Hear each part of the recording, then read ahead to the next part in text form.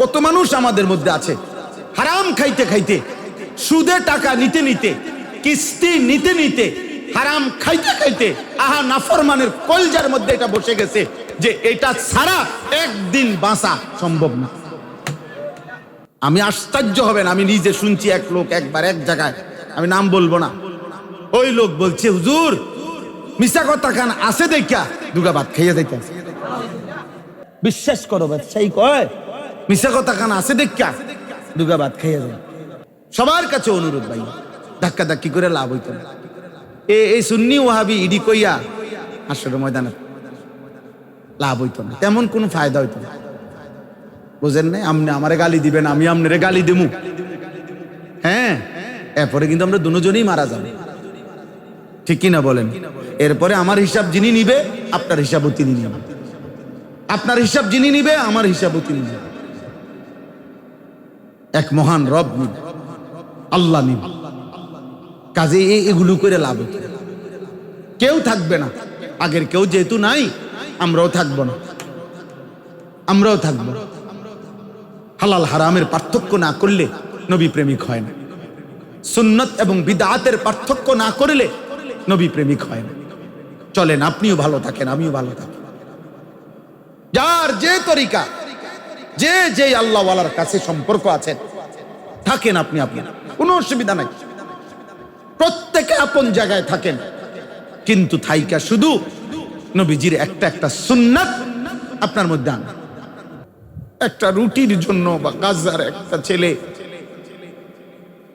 ক্ষুধার্ত এতিম ছেলে 12 কিলোমিটার পায়ে হাইটা, 12 কিলোমিটার পায়ে হাইটা গেছে।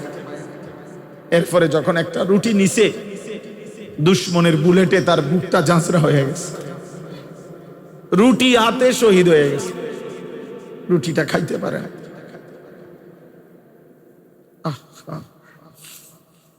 আমি ভাবছিলাম মহিউদ্দিন ভাই, আমি বলছিলাম কি জানেন, আমার বিবেক বলছে সেদিন ওই বাচ্চাটা রুটিটা নিয়ে যেন বলছে আল্লাহ রে আল্লাহ, আমি ছোট মানুষ, আমি শুধু রুটিটা কেমনে খামো, ঝোলও নাই, তরকারিও নাই, কিচ্ছুই তো নাই, আমি এই শুকনা রুটিটা খামু কেমনে? আল্লাহ তাআলা যেন বলছে আচ্ছা ঠিক আছে, আমার কাছে চলে আয়, থাকিস না আর দুনিয়া, আমার কাছে আইসা পড়, আমি জান্নাত থেকে তোকে দিয়ে দেবো, আমার জান্নাতে অভাব নাই, আয় আইসা পড়, রুটিটা নিয়ে আইসা পড়। তো ইমানদার এতিম সন্তান রুটি নিয়েই কবরে চলে গেছে। বুজুর্গানে দিন উদাহরণ দিছে, মনে করেন একটি গর্তে একটা বাচ্চা, 8 বছরের বাচ্চা, আরেকটা হলো 30-50 বছরের বয়স্ক লোক, মনে করেন দুইজন মানুষ দাঁড়ানো অবস্থায় একটা গর্তের পানির থেকে দেখছে সবাই, দুজনে গর্তটার মধ্যে ছাসায় দেখছে অনবরত শিং মাছ, কই মাছ এই গর্তটার মধ্যে ঢুকছে। ওই বাচ্চা এটা দেখছে একটা ছোট সাপ এই গর্তের মধ্যে ঢুকছে। বাচ্চা শুধু একাই বলছে চিল্লাইয়া, আমি কিন্তু দেখছি এটার মধ্যে একটা সাপ আছে, সাপ ঢুকছে। আর ওই বুড়া মিয়া দেখছে 50টা, আরে বারবার আমি দেখছি শিং কই মাছ ঢুকছে। এ কথা আমারে যখন বলবে, যে কোনো বুদ্ধিমান বিবেকবান মানুষ একটু হলেও চিন্তা করবে, হোক বাচ্চায় বলছে, কিন্তু সাপ তো,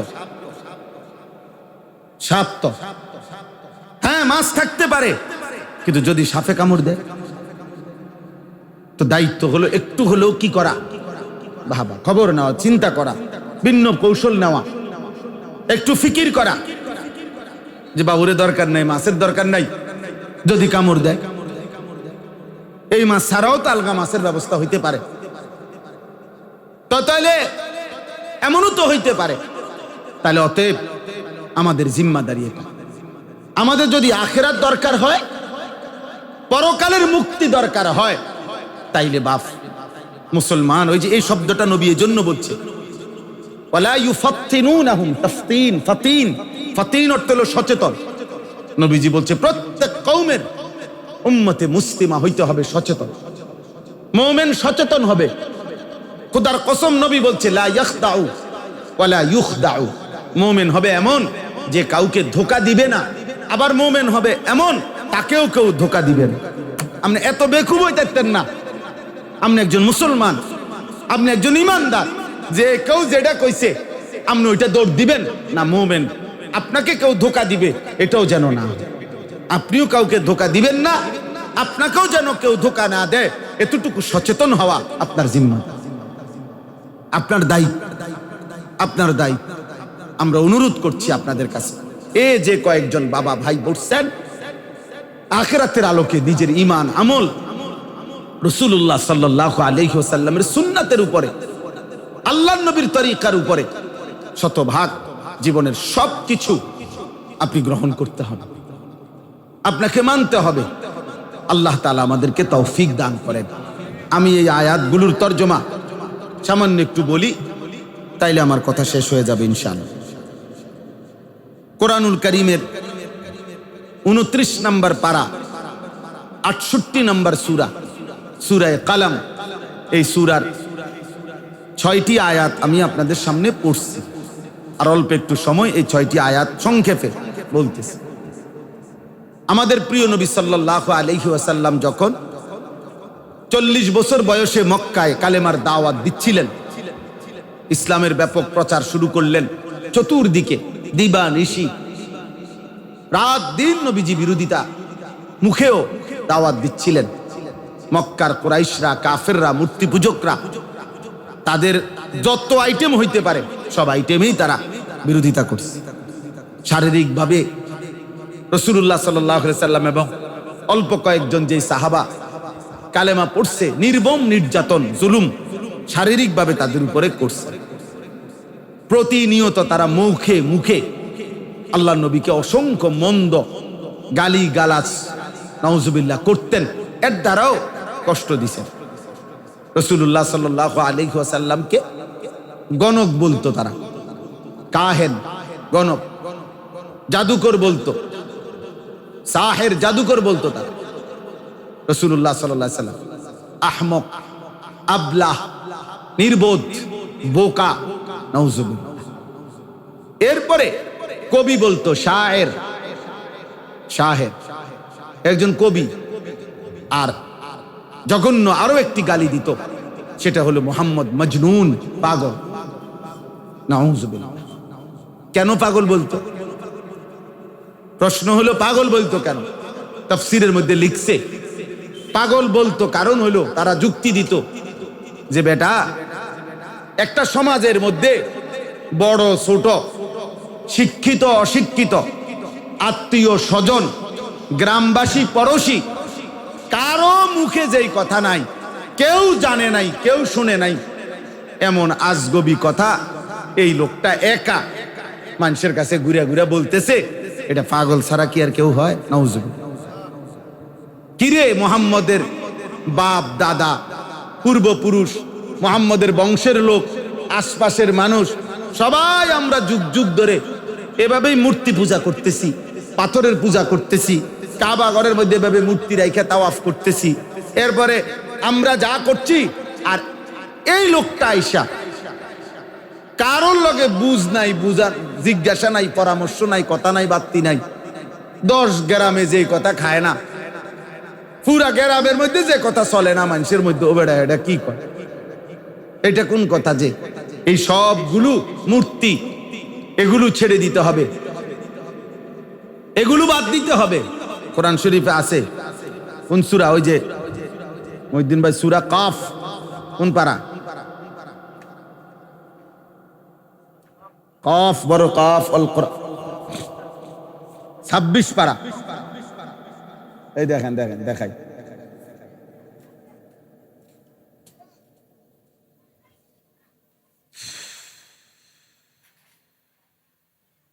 কই 26 পারায়?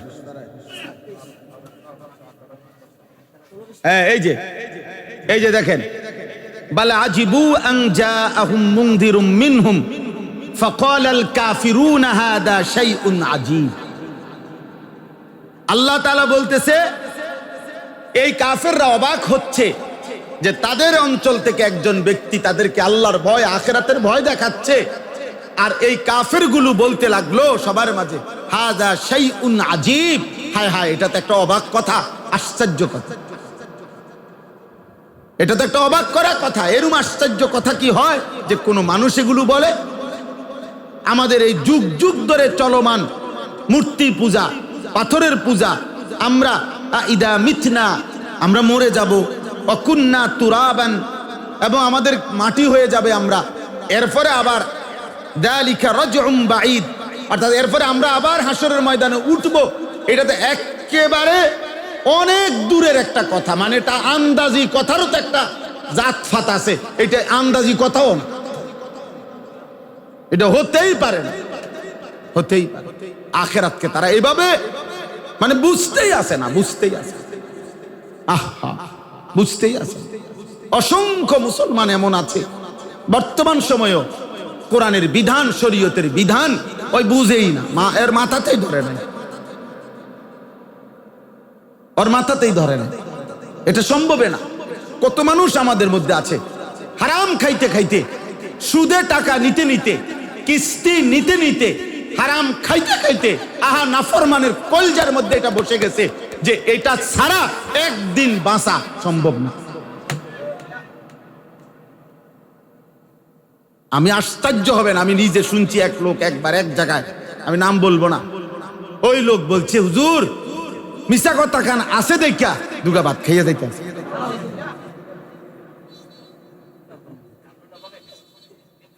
হ্যাঁ বিশ্বাস করো ব্যবসায়ী কয় মিশা কথা খান আছে দেখা দুগা ভাত খাইয়া যায়। যদি মিশা কথার সিস্টেম না থাকতো, মানে যদি মুখ দিয়ে না বাইরিত, মনে করেন মিথ্যা কথা কইতে লাগছে, আর যদি কেউ কোনো ফেরেস্তা বা কেউ টানা সটকো না দিত, একটা থাম করে বাতিজার ফুট কিতা কইলি কাজে চলে। চিন্তা করে দেখেন, নাউজুবিল্লাহ নাউজুবিল্লাহ, অসংখ্য মানুষ, অসংখ্য মানুষ কিস্তি ছাড়া বাঁচবে না, হারাম ছাড়া বাঁচবে না, বাঁচবে না, মনে করে চলতেই পারবে না, সংসার চলতেই পারবে। অথচ নারে বাপ শতভাগ হালাল দ্বারা, খোদার কসম ইসরাফিলের ফু পর্যন্ত হালালের মাধ্যমে উপার্জন করে দুনিয়া চলা সম্ভব। যদি সম্ভব না হতো তো আল্লাহ তাআলা এই বিধান দিতেন না। তার তো এটা জুলুম যে বিধান বান্দা পারবেই না, সেই বিধান আল্লাহ তাআলা বান্দার উপরে চাপায় দিলেন, এটা জুলুম না? তা আল্লাহ কি জুলুম করতে পারেন? কথা বলেন না কেন? কত যুবক আছে এরা ভাবে মোবাইল ছাড়া এদের জীবন চলবেই না। না রে বাপ, তোমার মতো বয়সী যুবক এই পৃথিবীতে গত 30 বছর আগে যাদের হাতে ফেসবুক ছিল না, ইউটিউব ছিল না, এরকম বড় মোবাইল ছিল না, বন্ধু তারা কি পৃথিবীতে বাঁচে নাই? তাদের কি রাত কাটে নাই? তারা কি পৃথিবীতে কোনো পড়ালেখা করে নাই? তো তুমি এভাবে নষ্ট হয়ে গেলা কেন? তুমি এমন চরিত্রহীন হচ্ছ কেন? আহা, আমরা কিশোর নওজোয়ানের জন্য আলাদাভাবে কাজ করি। এই কাজ করতে গিয়ে আমার মাওলানা ইয়াহিয়া প্রতিদিন আমারে বলে যে হুজুর হে তো পেরেশান, পাগল হয়ে গেছে। কয় যে হুজুর কি কয় ছেলেরা এগুলা, এক এক যুবকের চারিত্রিক পদস্খলন, অধপতন। আহা, ক্লাস 8-9 ছেলে, 16 বছর, 14 বছর, 18 বছরের ছেলেদের চারিত্রিক অবক্ষয়ের কথা শুনলে চাচারা পাগল হয়ে যাবে, পাগল হয়ে যাবে, পাগল। সমাজ কোথায় আছে? মানুষের চারিত্রিক অধপতন কোথায়? আপনারা যে দূর ভাবছেন, আল্লাহর কসম তার চাইতে 100 গুণ নিচে, 100 গুণ নিচে। আপনাদের ছেলেরা, আপনাদের মেয়েরা এক একটা মোবাইল দিয়ে দিন রাত কি করে? শুধু ছবি দেখে মনে করছেন ছবি দেখে না রে বাপ, কি পরিমাণ গুনাহ করে। এই গুনাহ আমার মনে গত 1500 বছরের গুনাহ সব একসাথ করলেও, গত 100 বছর, 1000 বছরের গুনাহ একত্র করলেও মনে হয় এখনকার নওজোয়ানের একদিনের গুনার সমান হবে না। টেলিভিশন আগের মানুষও দেখছে, সিনেমা আগের মানুষও দেখছে, বিড়ি সিগারেট আগেও মানুষে খাইছে, কিন্তু গ্রামের কোনায় ফাঁকি দিয়া খাইছে। গ্রামের মুরব্বীরও ভয় পাইছে। হিন্দু মাস্টাররাও স্কুলের আজরাইলের মতো ভয় পাইতো যে হিন্দু স্যার, কিন্তু উনি শাসন করবে। স্কুলের মাস্টারকে পর্যন্ত ভয় পাইত। আর আপন মা, আপন বাবা সবাই থাকা অবস্থায় অকাতরে চোখের সামনে এক একটা ছেলে শেষ হয়ে যাচ্ছে, শেষ হয়ে যাচ্ছে। ক্লাস 9-এর ছেলের কথা শুনলে আপনি অবাক হয়ে যান, আসমান থেকে পড়বেন। বাবার কষ্টের টাকা দিয়ে উপার্জনের জন্য একটা ব্যবস্থা করে দিছে, ওর জুয়া খেলার কথা শুনলে আপনি পাগল হয়ে যান। ওই দিন রাত্রে 1:30-2টা বাজে এক যুবক দাঁড়ায় আছে রাস্তায়। আমি মাহফিল থেকে খাইয়া দাইয়া, ছেলেটা আলাদা দাঁড়ায় আছিল। ড্রাইভারে বলছে আমি হুজুরের লগে একটু আলগা কথা কম। জেলার নাম আমি বলতেছি না ইচ্ছা করে। ছেলেটা পরে দাঁড়াইছি আর জড়াই ধরে আমারে এমন কান্দা, শিক্ষারে কানতেছে। রাতের বাজে 2টা। কি রে বাপ? হুজুর আব্বাই বড় শখ কইরা কষ্ট কইরা একটা ফার্মেসি নিয়ে দিছে। বাবার খুব কষ্টের উপার্জন থেকে আমারে ফার্মেসি লইয়া দিছিল, ব্যবসার একটা লাইন করে দিছিল। আমি অনলাইনে মোবাইলে জুয়া খেলা সব শেষ করি। এখন বাপও ফকির, ফুতেও ফকির, বাবারও তার ফুজি নাই। হায় সন্তান, তুই কি করলা? তুমি নিজেরও বরবাদ করলা, বাবারও শেষ করে দিল, গোটা ফ্যামিলিটাকেই বিখ্যাত থালা উঠাই দিল।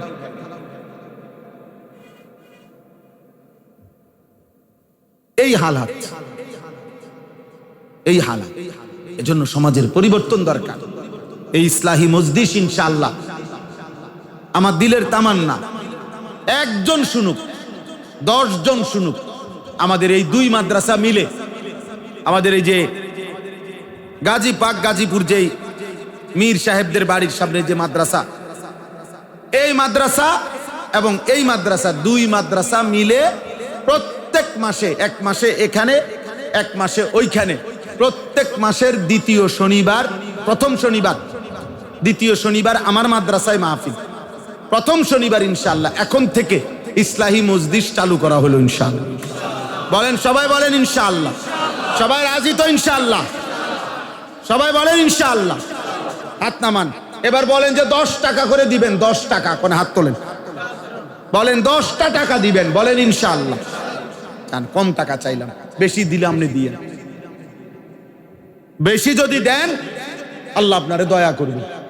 আর আমি 10 টাকা চাইলাম, 10টা করে টাকা প্রতি মাসে আপনি দিবেন প্রত্যেকে, যে পারেন। হুজুর আমি কথা ছিল, আমি হুজুরের লগে ওয়াদা দিছিলাম, এখানে হোক ওইখানে হোক হাসান বসরি কামরুল তাগো কাছে জমা দিবেন। বলে ওই যে আমার 10 টাকা চাঁদা। ঠিক আছে ইনশাআল্লাহ। বেশি হলে বেশি দিবে, যার ভালো লাগে বেশি দিবে। আমার মাদ্রাসার জমি আমরা 2,20,00,000 টাকার জমি কিনছি। আমি বড় জায়গা, 1 একরের মতো জায়গা। মাদ্রাসার অনেক টাকা এখনো আমি ঋণী। তো আমি আলহামদুলিল্লাহ আল্লাহর বান্দারা দিছে আমারে, যেদূর দিছে শোধ করছি। এখনো অনেক টাকা বাকি আছে, ঋণ 1 কোটি টাকার উপরে এখনো বাকি। কিন্তু প্রশ্ন হলো, আমি দেখছি 30 লক্ষ টাকাও এক ভাই দিছে মাদ্রাসায়। আবার একটা ছেলে একদিন 10 টাকার একটা নোট আর 5 টাকার একটা কয়েন, এই 15 টাকাও দিছে। আমি ওই 15 টাকাও নিছি, 30 লাখ টাকাও নিছি। কালকে একটা আশ্চর্য কথা শুনছি, গতকালকে রাত্রে। আমাদের ঢাকা একজন বড় বুজুর্গ আলেম ছিলেন, হাফিজ হুজুর রহমাতুল্লাহ আলাইহির খলিফা হযরত মাওলানা মুফতি আব্দুল বারী সাহেব। হযরত বলছেন রহমাতুল্লাহ আলাইহি, উনি মারা গেছেন। উনি বলছেন যে হে আল্লাহর বান্দারা, আপনাদের কাছে 1 লাখ, 10,000, 1,000, 100 টাকা, আপনাদের কাছে এগুলা ভিন্ন ভিন্ন সংখ্যা। ইখলাস এবং তাকওয়া দিল থাকলে রবের কাছে এগুলা সমান। বুঝেন নাই কথা?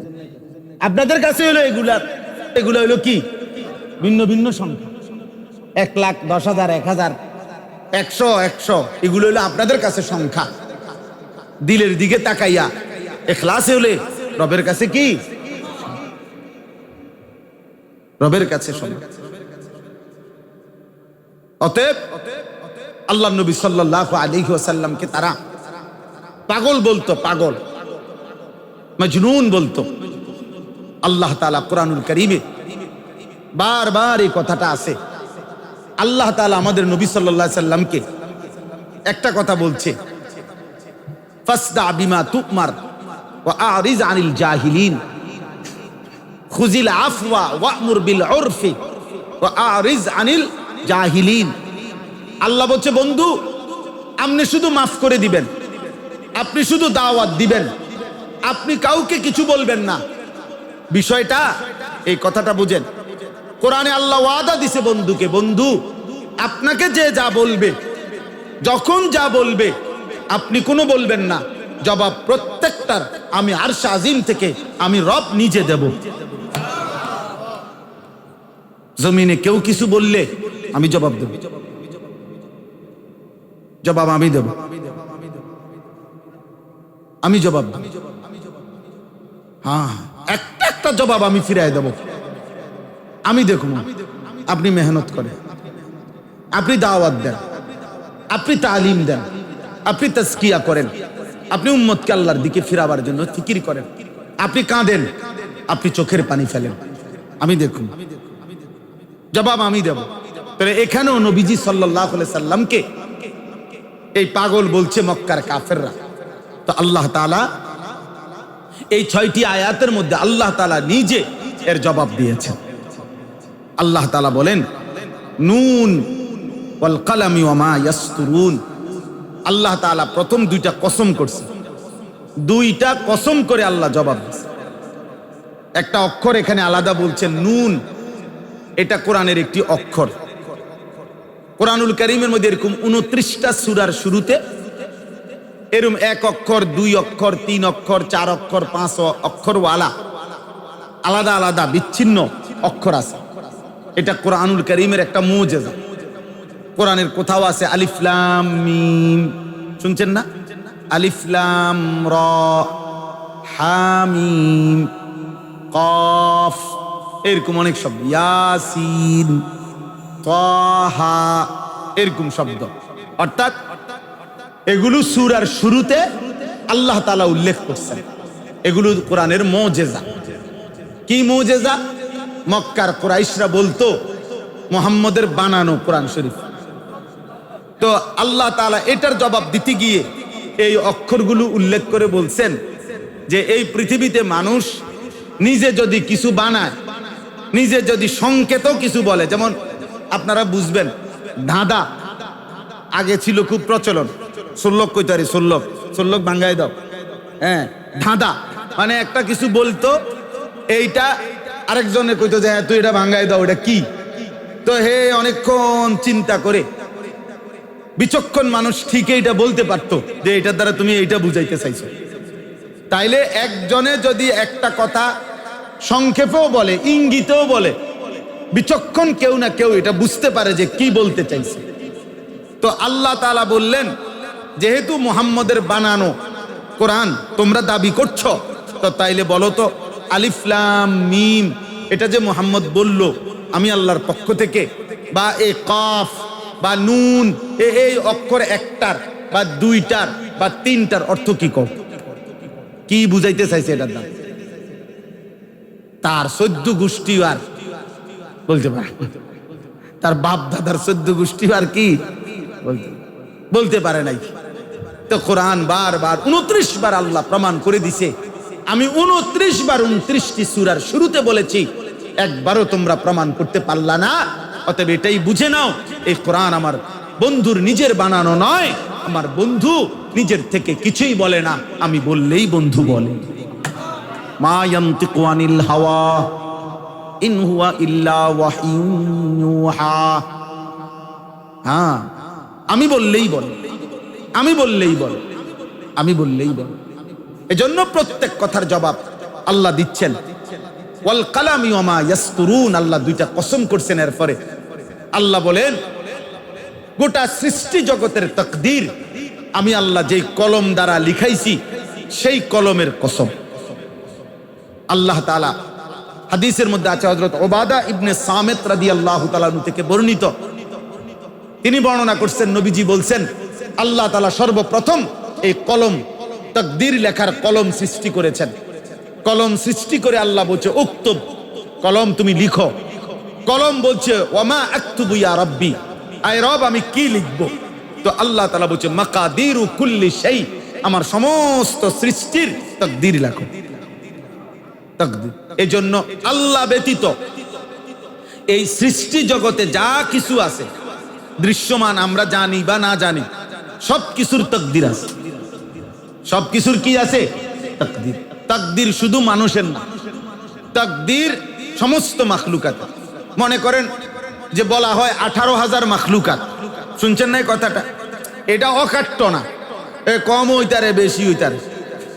18,000 একেবারে গুন্না গুন্না ডাক নম্বর খতিয়ান নম্বর চাইয়া মিলাইছে এমন না, বুঝছেন না? এটা একটা বর্ণনা, ঠিক আছে, ধরে নিলাম 18,000 মাখলুকাত। আরো কম বেশি আরো একাধিক বর্ণনা আছে। তো এই যত সৃষ্টি, সব সৃষ্টির কি আছে?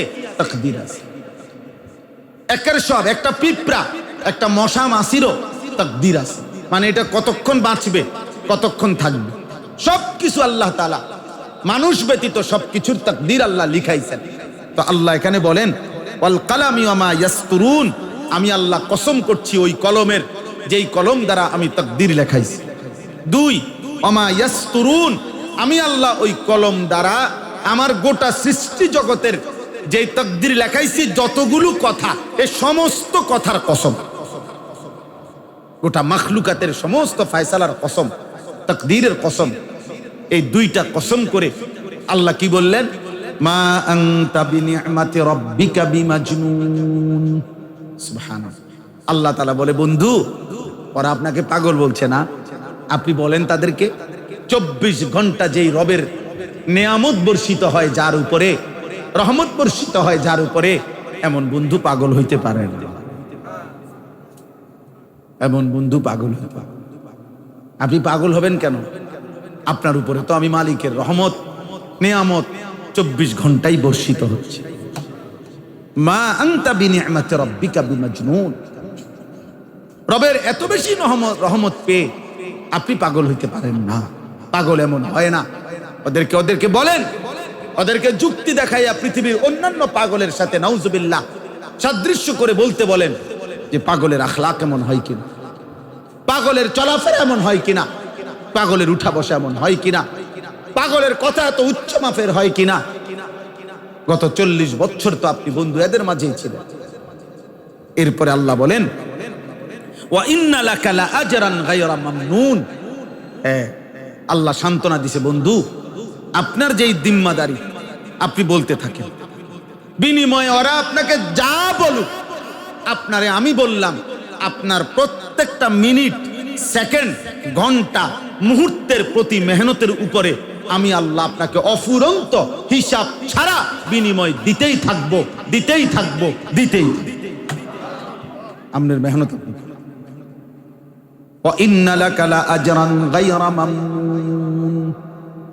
আপনার জন্য বরাদ্দ রয়েছে হিসাব ছাড়া প্রতিদান, পুরস্কার। আপনার জবানের প্রতি শব্দের বিনিময় দেব, আপনার প্রতি সেকেন্ডের বিনিময় আমি আল্লাহ দেব, একটা একটা অক্ষরের বিনিময় আমি আল্লাহ দেব। এরপরে আল্লাহ দ্বিতীয় চ্যালেঞ্জ করে বললেন ওয়া ইন্নাকা লাআলা খুলুকিন আযীম। এটা হচ্ছে মূল বক্তব্য। আল্লাহ বলেন আমি পৃথিবীবাসীর সামনে, হে নবী আপনাকে বললাম, আমি এই মক্কাবাসীর সামনে, গোটা পৃথিবীর সামনে, আগামীর কিয়ামত পর্যন্ত আমি আল্লাহ একটা চ্যালেঞ্জ করলাম যে আপনাকে আমি আল্লাহ সমস্ত উত্তম গুণাবলী, সমস্ত শ্রেষ্ঠ চরিত্র, সমস্ত উত্তম আখলাক 100 পূর্ণ করে আমি আল্লাহ আপনাকে বানাইলাম, সাজাইলাম, সৃষ্টি করলাম, পাঠাইলাম। এই চ্যালেঞ্জ আমি আল্লাহ করলাম। ওদেরকে বলেন এখন থেকে নিয়ে ইসরাফিলের ফু পর্যন্ত পৃথিবীর কাউকে, কোন গোষ্ঠীকে, কোন সম্প্রদায়কে বলেন আপনার 63 বছরের জীবনের উপরে একটা সেকেন্ডের উপরে আপনার কোনো কাজ, কোনো কথা, কোনো আচরণ, কোনো উচ্চারণ, কোনো লেনদেন, কোনো একটা সেকেন্ডের উপরে একটা লাল কালির দাগ বসাইতে পারে কিনা ওদেরকে বলেন। বলেন ওয়া ইন্নাকা লালা খুলুকিন আযীম। আমি তো আপনাকে সব গুণে পূর্ণ করে পাঠিয়েছি, সব গুণ পরিপূর্ণ করে পাঠিয়েছি। কোন সৌন্দর্য দরকার? সবই তো আপনার মধ্যে 100 কয়শো। এজন্য আমরা কিতাবে পড়ছি, যদি উত্তম আখলাক, মানুষের উত্তম চরিত্র, মনে করেন বিনয়, নম্রতা, সাহসিকতা, ধৈর্য, এগুলো উত্তম গুণ কিনা? কথা বলেন না। তাকওয়া মানে আল্লাহ ভীরু, তাওয়াক্কুল, ইয়াকিন, এরকম যত উত্তম গুণ হইতে পারে, তাফসীরের মধ্যে লিখছে যদি কেউ উত্তম গুণকে বলে, যে কোনো উত্তম গুণাবলীকে, যে হে উত্তম গুণ, তুমি পরিপূর্ণ, তোমার পরিপূর্ণ রূপটা, সর্বোত্তম তোমার এই গুণটা কোন মানুষের মধ্যে হইলে কিরকম আকৃতি হবে ওই লোকটা, এটার একটা আকৃতি ধরো, তুমি এটার একটা সূরত ধরো। তো কিতাবে লিখছে যদি 100 না 1000টা গুণকে যদি বলা হয় তোমার শ্রেষ্ঠ রূপটা তুমি দেখাও, কেমন হবে আকৃতি? তো কিতাবে লিখছে খোদার কসম, বারবার যেই আকৃতিটা ধারণ করবে তিনি মুহাম্মাদুর রাসূল সাল্লাল্লাহু আলাইহি ওয়াসাল্লাম। বিনয়ে শ্রেষ্ঠ যিনি তিনি মুহাম্মদ, চরিত্রে শ্রেষ্ঠ যিনি তিনি মুহাম্মদ, তাওয়াক্কুলে শ্রেষ্ঠ যিনি তিনি মুহাম্মদ, সাহসিকতায় শ্রেষ্ঠ যিনি তিনি মুহাম্মদ, ধৈর্যে শ্রেষ্ঠ যিনি তিনি মুহাম্মদ, ইয়াকিনে শ্রেষ্ঠ যিনি তিনি মুহাম্মদ, আল্লাহ ভীরুতায় শ্রেষ্ঠ যিনি তিনি মুহাম্মদ, রাত্রি জাগায় শ্রেষ্ঠ যিনি তিনি মুহাম্মদ, উম্মতের দুয়ারে কালেমার ফেরি করায় শ্রেষ্ঠ যিনি তিনি মুহাম্মদ, দাওয়াতে শ্রেষ্ঠ মুহাম্মদ, তালিমে শ্রেষ্ঠ মুহাম্মদ, তাজকিয়াতে শ্রেষ্ঠ মুহাম্মদ, তাজকিয়ার সব অঙ্গরে শ্রেষ্ঠ, সব রঙে, সব ঢঙে, সব গুণে, সব আঙ্গিকে আপনি শ্রেষ্ঠ, আপনি শ্রেষ্ঠ, আপনি শ্রেষ্ঠ। আঁচে খুবা হামা দারান তু তনহা দারি। আল্লামা ইকবাল বলছে, হে নবী, ১৬ লক্ষ নবীর যত গুণ আপনার মাঝে যদি একা তালাশ করি, আপনি একাই সব।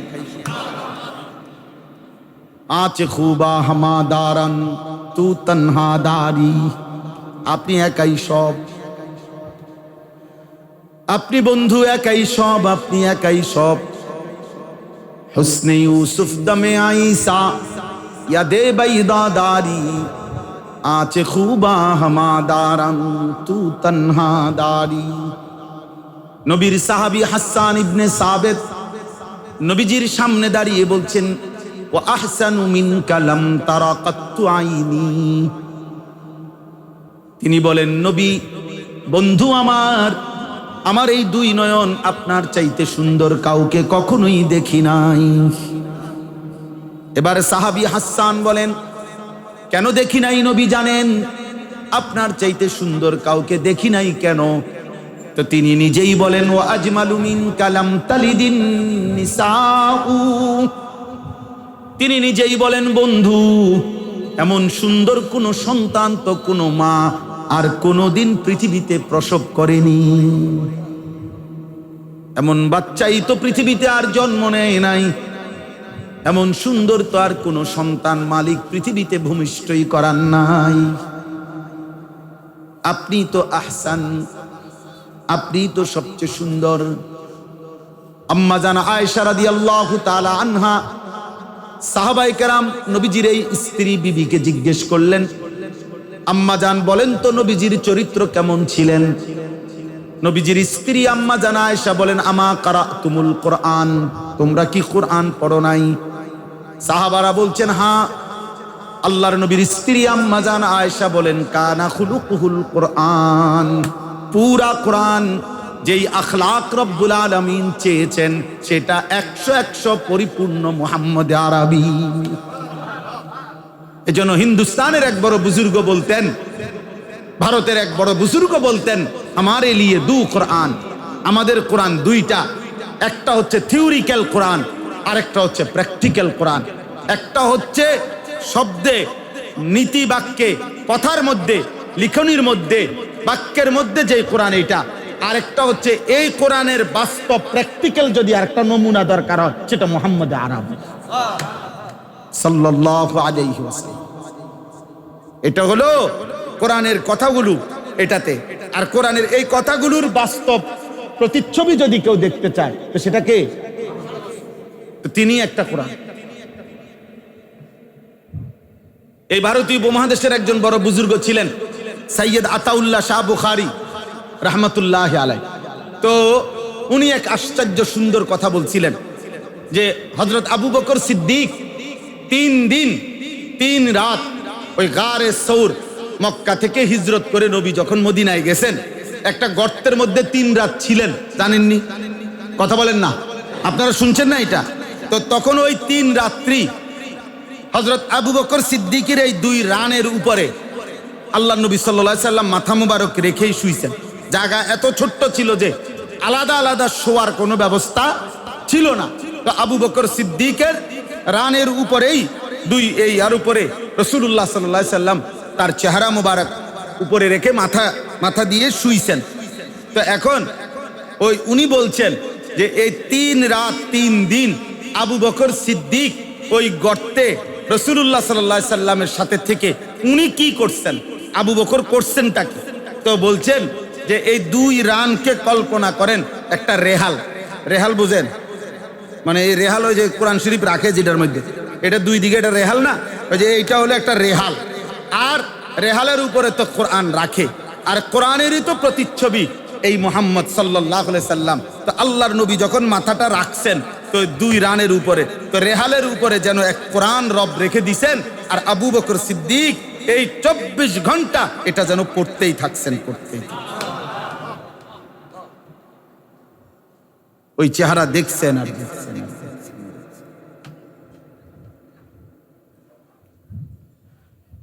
হ্যাঁ, এজন্য প্রিয় ভাই আমার, রাসূলুল্লাহ সাল্লাল্লাহু আলাইহি ওয়াসাল্লাম তার চাইতে সুন্দর কেউ হইতে পারে, তার চাইতে উত্তম আখলাক কারো হইতে পারে। নবী সাল্লাল্লাহু আলাইহি সাল্লামের প্রতিটা কদম, চুল, চেহারা, লেবাস, পোশাক, আচরণ, উচ্চারণ, লেনদেন, ঘর সংসার, রাত্রি গভীরের আচরণ, দিনের আলোর আচরণ, বাজারে, ব্যবসায়, রাষ্ট্র পরিচালনায়, সাহাবাদের সাথে, স্ত্রীদের সাথে, সন্তানদের সাথে, সর্বক্ষেত্রে তিনি অনন্য। তিনি কি অনন্য? তিনি শ্রেষ্ঠ, তিনি তুলনাহীন, সব রঙে সব গুণে। আপনি ভেবে দেখেন, 1.25 লক্ষ সাহাবীর মতো বেশি সাহাবী রাতে, দিনে, একাকী, প্রকাশ্যে, হাঁটে, বাজারে, রাস্তায়, যুদ্ধের ময়দানে, চলতে ফিরতে, খাইতে, ঘুমাইতে, টয়লেটে ঢুকতে, টয়লেট থেকে বের হওয়ার পরে, সব পূর্ণিমার চাঁদের নিচে সাহাবায়ে কেরাম বারবার নবীকে কতভাবে দেখছে না? সমস্ত সাহাবা যে যত রঙে যতভাবে দেখছেন, সব সাহাবাই এক কথাই সাক্ষী দিছেন, এমন সুন্দর জীবনে আর কাউকে দেখি, এমন সুন্দর আর কেউ হয়, এমন চমৎকার কেউ হয়। গায়ের রঙেও যিনি সেরা, আখলাকের রঙেও তিনি কি, চেহারায়ও যিনি শ্রেষ্ঠ, চরিত্রেও তিনি কি। আমরা যদি বুঝতাম তাহলে আমাদের জীবন আরো সুন্দর হইত, আমাদের জীবন আরো সুন্নাতওয়ালা হইত। আমাদের যুবকরা বুঝলো না, আমাদের ছেলেরা নিজেরা তালাশ করে কোনো না কোনো বেঈমান, কোনো না কোনো কাফের মুশরিকের মতো চুল। এর চাইতে বড় দুর্ভাগ্য আমাদের কি হইতে পারে বল? আমাদের মুসলমান বছরের পর বছর দাড়ি কাটা চেহারাটাকে পছন্দ করে নিচ্ছে অসংখ্য বাবা ভাই। কারে পছন্দ করলেন, কারে অপছন্দ করলেন? 60 বছর পর্যন্ত ব্রাশ এবং টুথপেস্ট ভুললেন না, মেসওয়াক চিনলেনও না। কেন চিনলেন না? কেন চিনেন না মেসওয়াক? 40 বছর পর্যন্ত কোনোদিন ডাইনিং টেবিল চিনতে ভুললেন না, দস্তরখান চিনেন না। কারণটা কি? কারণটা কি আসলে? কি ভেবেছেন? নবীজির সুন্নাত বলে এভাবে প্রত্যাখ্যান করলেন? বলেন চাচা, বলেন বাবা। বছরের পর বছর যারা বিড়ি সিগারেট খান, কোন হিসাবে আপনি নবীকে ভালোবাসেন চাচা? ইনসাফ কি বলে চাচা? বিবেক কি বলে? এটা বিবেকের দাবি না। দুর্গন্ধওয়ালা মুখ ওই ব্যক্তি বুঝি বলে আমি নবীকে ভালোবাসি, এটা বুঝি কথা? আমরা বুঝি না। বলে চায়ের দোকানে বছরের পর বছর আড্ডা দেয়, নারী, ছবি, সিনেমা, নাটক, টেলিভিশন দেখে, কথায় কথায় গালি দেয়, ও আমনে আশিকে রসুল দেয়। এটা বুঝি একটা বিচারের কথা? এটা বুঝি একটা 10 জনের বিচার? এই কথাটা বুঝি খাইব? হ্যাঁ, আপনি কইলেই হইল। হারামের উপরে থেকে আবার নবীর প্রেমিক হয় কেন? বলে তো হুজুর আপনারও তো অনেক ত্রুটি। আমি তো বলি আমার ত্রুটি, আমি কি বলছি নি যে আমি বেহেশতের থেকে আসছি? বুঝেন না কথা? উদ্দেশ্য তো এটাই যে আমিও আরো সুন্নত মানবো, আপনিও মানবেন, সবাই মিলে মিশে আল্লাহর দ্বীনের আমল করব। কথা তো এটাই, ঠিক না? বলে তো আপনাদের কাছে আমার অনুরোধ, একজনই বুঝছেন, এখানে অনেক মহব্বতের সাথী আছেন, সবার কাছে অনুরোধ ভাই, ধাক্কা ধাক্কি করে লাভ হইত না। এই সুন্নি ওয়াহাবি ইডি কইয়া আসলে ময়দানে লাভ হইতো না, তেমন কোনো ফায়দা হইতো না। বুঝেন নাই? আপনি আমারে গালি দিবেন, আমি আপনারে গালি দেবো, হ্যাঁ, এরপরে কিন্তু আমরা দুজনেই মারা যাবো, ঠিক কিনা বলেন?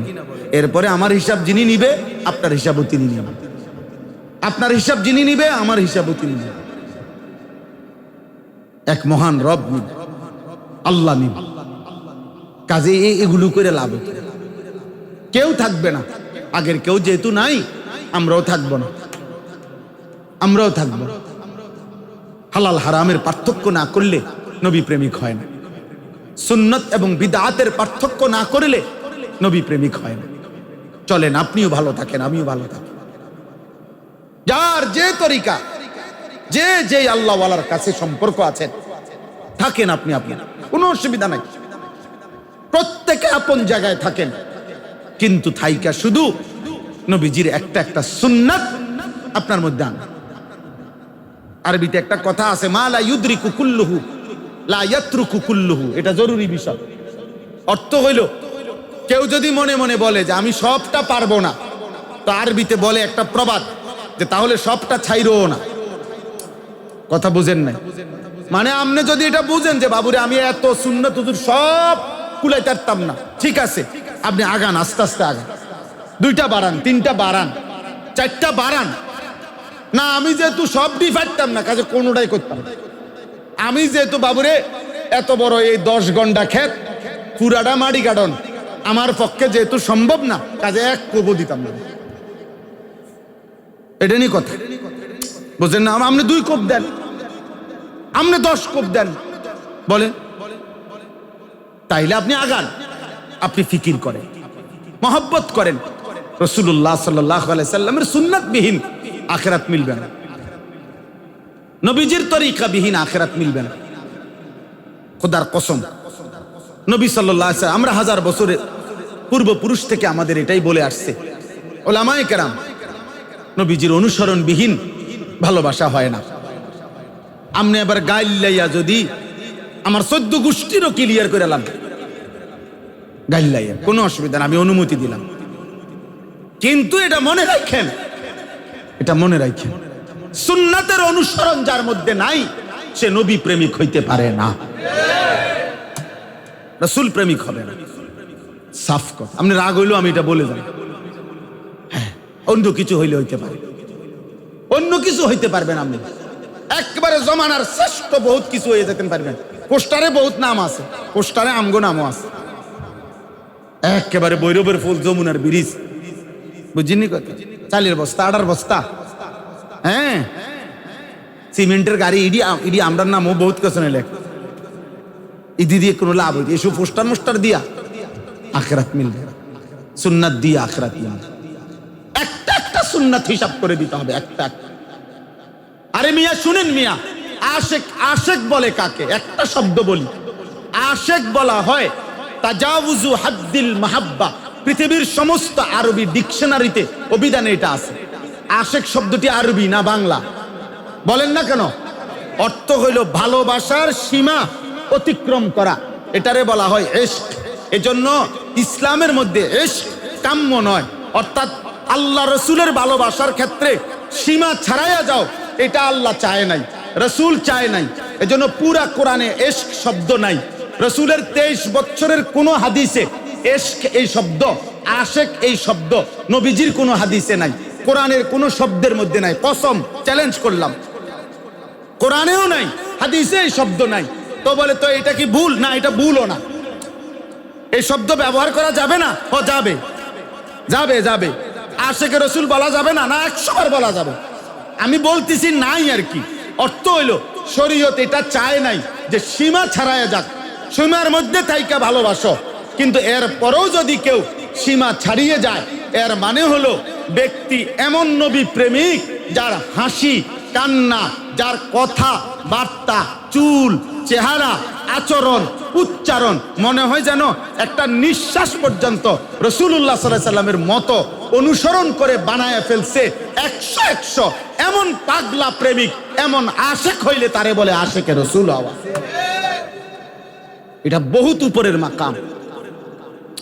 সরো বেটা সরো, বহুত উঁচা মাকাম। বুঝেন নাই আমার কথা? বহুত উঁচা মাকাম। আশেক তো ওই সাহাবীরাও ছিল যে সাহাবী রাসূলুল্লাহ সাল্লাল্লাহু আলাইহি সাল্লামের শরীর থেকে কি করছিল, মানে রক্ত সিঙ্গা লাগাইয়া বের করছে, উনারে ফেলে দিতে বলছে, উনি খাইয়া ফেলছে। ওই তো পাগলা প্রেমিক, এটা আশেক। ঠিক আছে, অর্থাৎ যে ভাবতেই পারে না নবীকে ছাড়া, যার একটা সুতা, একটা নিঃশ্বাসের মধ্যে রাসূলুল্লাহ সাল্লাল্লাহু আলাইহি সাল্লামের ব্যতিক্রম নাই, এমন এমন গভীর প্রেমিক হবে কি আশেক। আশেক এবারটা ডোলে, এবারটা বিড়ি খায়, সিগারেট খায় সারাদিন, এবারটা বেলে আশেক রাসূল। আমরা খাই সিরা, কেন আমনে হুদা ভাত খান? আপনি কারে বুঝান? কীর্তেন বুঝান, কীর্তেন বুঝান। গালি দিলেই হইব নাকি? দল ভারী করার কিচ্ছু নাই, দল কমে যাওয়ারও কিচ্ছু নাই।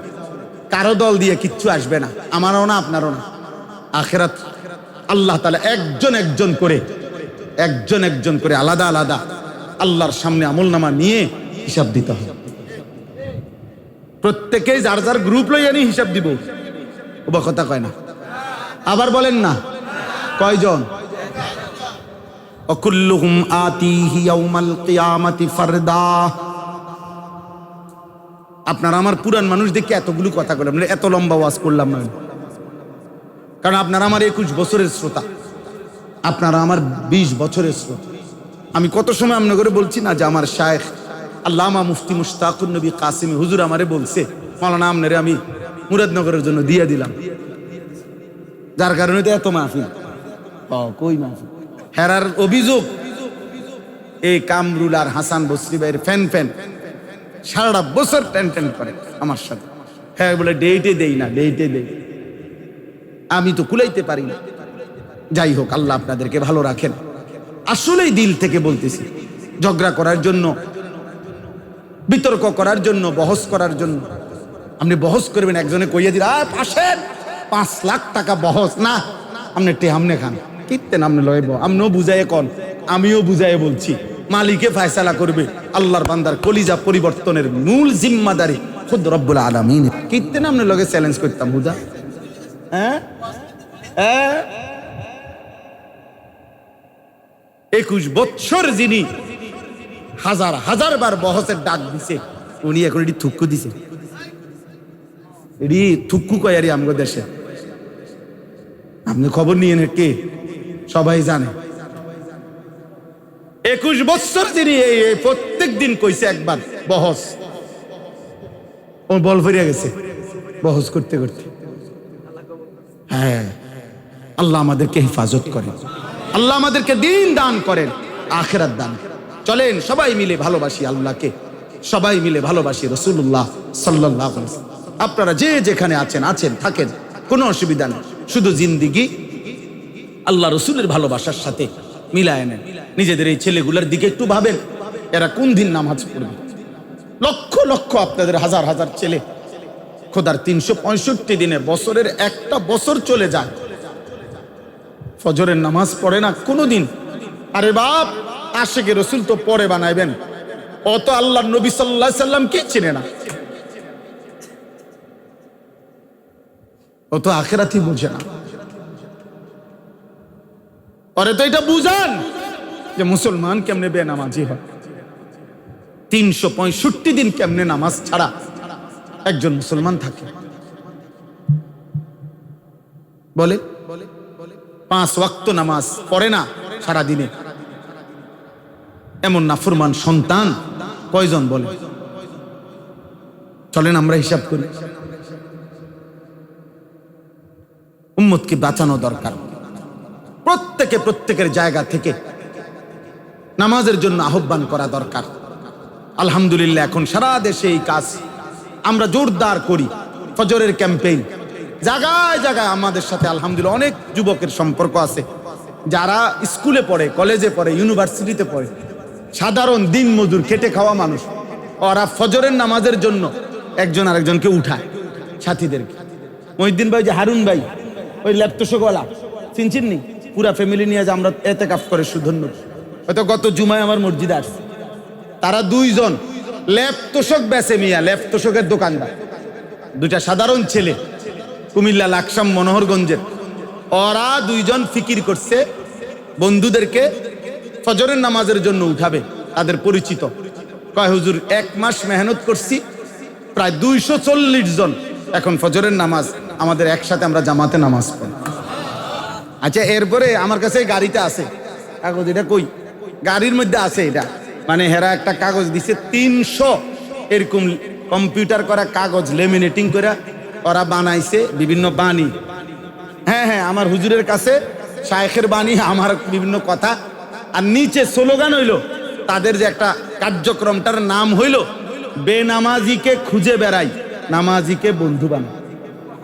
এমন কথা শুনছেন? এমন সুন্দর কথা, বেনামাজিকে খুঁজে বেড়াই, নামাজিকে বন্ধু বানাই। এক ল্যাপটপের দোকানদারের মাথা এটা আল্লাহ বুঝলেন। আল্লাহ চাইলে কি না হইতে পারে। হ্যাঁ, সামান্য কাজ করে আলহামদুলিল্লাহ, সামান্য আয়ের ফ্যামিলির 16 জন নিয়া, গত বছর নিজ ফ্যামিলির আত্মীয় স্বজন 16 জন নিয়া রমজানের শেষ দশক সব ব্যবসা বন্ধ কইরা আমার শায়েখ আল্লামা মুফতি মুশতাকুন নবী কাসেমি হুজুরের মাদ্রাসায় সুধন্যপুরে আমাদের সাথে এতেকাফ করছে। সব পুরা আল্লাহ পাক আমাদের সবাইকে তৌফিক দেন।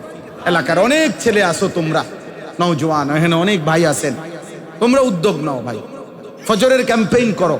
মানে ফজরের নামাজের জন্য একজন আরেকজনকে উঠাও। ইনশাআল্লাহ ফজরের নামাজের মুসল্লি যখন জুমার নামাজের মুসল্লির সমান হবে, তো এটা একটা ভবিষ্যৎবাণী কিতাবে আছে। সেদিন ওই জামাতের মাধ্যমে ইয়াহুদিদের চূড়ান্ত পতন হবে, দাজ্জালের পতন হবে, কালেমার পতাকা সারা পৃথিবীতে উড়বে ইনশাআল্লাহ। আমরা সেদিনের অপেক্ষায় আছি। যেটা হবেই, আমরা হয়তো বলে গেলাম, হতে পারে আমাদের হায়াতে আমরা দেখলাম না, কোনো অসুবিধা নাই। ফাউন্ডেশনের ইটগুলোরে আর উপরের 10 তলা বিল্ডিং এ নিচের ইটগুলো হয়তো আর দেখা যায় না, কিন্তু ওই নিচের ইটগুলোর উপরেই বাকি 10 তলা বিল্ডিং দাঁড়িয়ে থাকে। 10 তলা বিল্ডিং এর উপরে বহুত সাজ সজ্জা, টাইলস, রং, বহুত কিছুর ডিজাইন হয়, কিন্তু নিচের ইটগুলোর মধ্যে আস্তর জোটে না। তো অসুবিধা কি? আমরা কিছু মানুষ খাইয়া না খাইয়া বলে গেলাম, হতে পারে 30 বছর পরে, 10 বছর পরে, 20 বছর পরে ইনশাআল্লাহ এই উম্মতের নওজোয়ান কালেমার পতাকা সারা পৃথিবীতে উড়াইয়া দেবে ইনশাআল্লাহ। দেখেন হবে, শুনবেন একদিন ঘুম ভেঙ্গে, একদিন চোখ মেলে শুনবেন সকালবেলা ফিলিস্তিন বিজয় হয়েছে ইনশাআল্লাহ। এত রক্ত বৃথা যাইতে পারে না। এতিম বাচ্চারা এত হাহাকার পিঠা যাইতে পারে না। একটা রুটির জন্য বা গাজার একটা ছেলে, ক্ষুধার্ত এতিম ছেলে 12 কিলোমিটার পায়ে হাইটা 12 কিলোমিটার পায়ে হাইটা গেছে। এরপরে যখন একটা রুটি নিছে, দুশ্মনের বুলেটে তার বুকটা ঝাঁচড়া হয়ে গেছে, রুটি হাতে শহীদ হয়ে গেছে, রুটিটা খাইতে পারে না।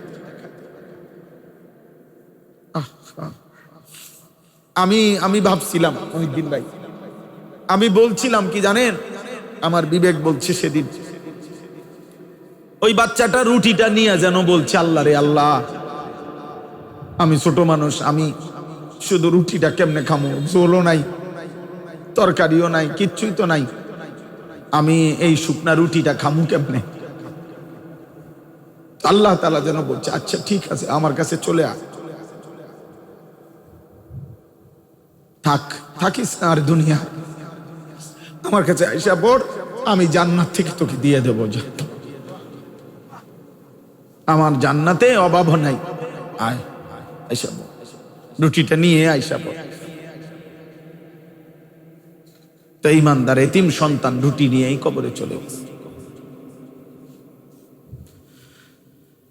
আর তোমরা বসে বসে দেখো, ছবি দেখো, নারী দেখো, উলঙ্গ দৃশ্য দেখো, তোমরা যুবক মোবাইলে নাচ গান দেখতে থাকো, চুলের ফ্যাশন, মোটর সাইকেলের ঘোরা, আর অসৎ বন্ধুদের আড্ডা, আর নারীর ফাঁদে জীবন শেষ করে দেওয়া। ঠিক আছে, করতে থাকো, একদিন না একদিন থামতে হবে, একদিন না একদিন থামতে হবে, একদিন না একদিন থামতে হবে, মনে রাখো। মৃত্যু তোমারে থামায় দিবে, কবর তোমারে থামায় দিবে। একদিন হইতিবে তোমার কবরের নাম নিশানাও থাকবে না, তোমার নাম আর পৃথিবীতে উচ্চারিত হবে না। এই পৃথিবী মনেও রাখবে না, স্বার্থপর এই দুনিয়া কাউকে মনে রাখে। আল্লাহ আমাদেরকে হেফাজত করে, আল্লাহ আমাদের সবাইকে কবুল করে। রাসূলুল্লাহ সাল্লাল্লাহু আলাইহি সাল্লামের এক এক সুন্নাতের উপরে আমল করার তৌফিক আল্লাহ দান করেন। যাওয়ার সময় আপনারা প্রত্যেকে চেষ্টা করবেন, আমাদের এই সাদা গাড়িতে আমরা 2টা কিতাব বিক্রি করি। একটা হলো নবীজি সাল্লাল্লাহু আলাইহি ওয়াসাল্লামের তাহাজ্জুদ নামাজ, এবং নবীজি রাত্রিবেলা কি দোয়া করতেন, নবীজির সুপারিশ পাওয়ার জন্য একজন মুমিন কি আমল করলে শাফাত লাভ করবে, সাহাবায়ে কেরাম নবীজির উপরে কোন কোন দুরূদ পড়তেন, সাহাবীরা, এখানে এই কিতাবে আছে। 200 টাকা মূল্য এই কিতাবটা। এটা আমার শায়েখের কিতাব, আরিফ বিল্লাহ